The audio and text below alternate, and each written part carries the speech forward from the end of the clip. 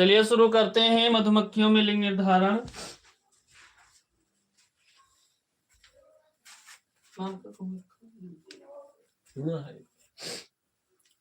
चलिए अब जितना पढ़ा गया उसका रिवीजन करवा देते हैं, फिर 10 बजे फिजिक्स की क्लासेस आएगी।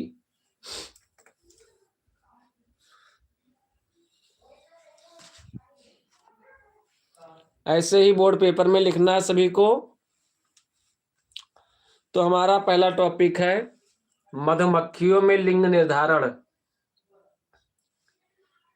इस प्रकार के लिंग निर्धारण की क्रिया विधि मधुमक्खी और चींटियों में सामान्यता 3 प्रकार के होते हैं।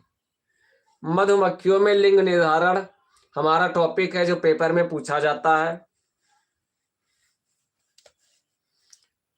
ऐसे ही पेपर में लिखना है सभी को, तो हमारा आंसर हो जाएगा। इस प्रकार के लिंग निर्धारण की क्रियाविधि मधुमक्खी और चींटियों में सामान्यतः 3 प्रकार के होते हैं।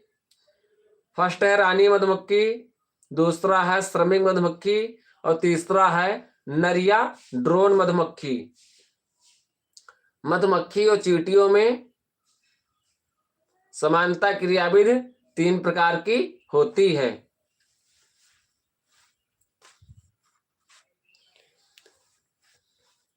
रानी मधुमक्खी का विकास निषेचित अंडे से होता है तथा श्रमिक मधुमक्खी का विकास भी निषेचित अंडे से होता है, जबकि नर मधुमक्खी का विकास अनिषेचित अंडे से होता है।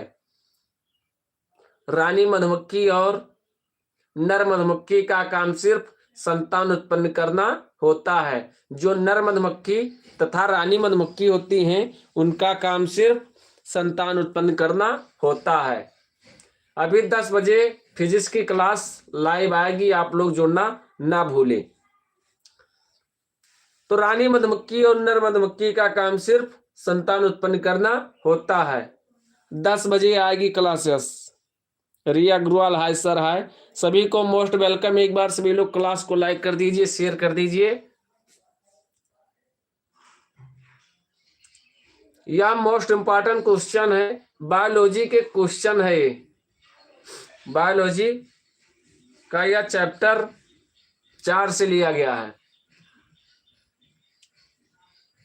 चलिए आगे बढ़ते हैं। जबकि श्रमिक मधुमक्खी का काम सिर्फ फूलों से मधुरक इकट्ठा करना होता है। जो श्रमिक या मेहनती मधुमक्खी होती हैं वह सिर्फ फूलों से मधुरक को चूसकर ले जाती हैं। और नर श्रमिक मधुमक्खियों में लैंगिक जनन अंग अविकसित होते हैं। जो नर श्रमिक मधुमक्खी होती हैं उनमें लैंगिक जनन अंग अविकसित होते हैं। जनन की क्षमता केवल रानी मधुमक्खी में होती है।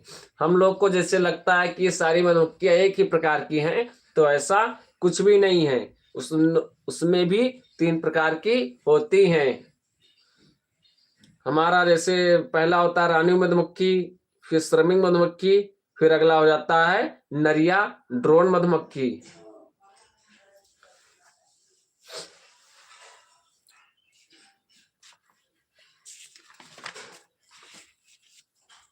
तो यह हो जाता है हमारा मधुमक्खियों में लिंग निर्धारण। हाँ सर, चैप्टर 4 का।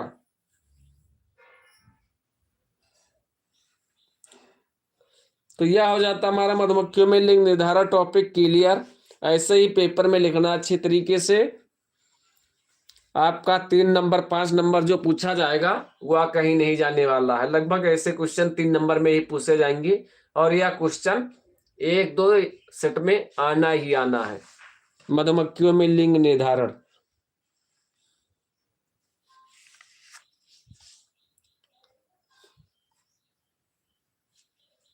चलिए अब आगे बढ़ते हैं।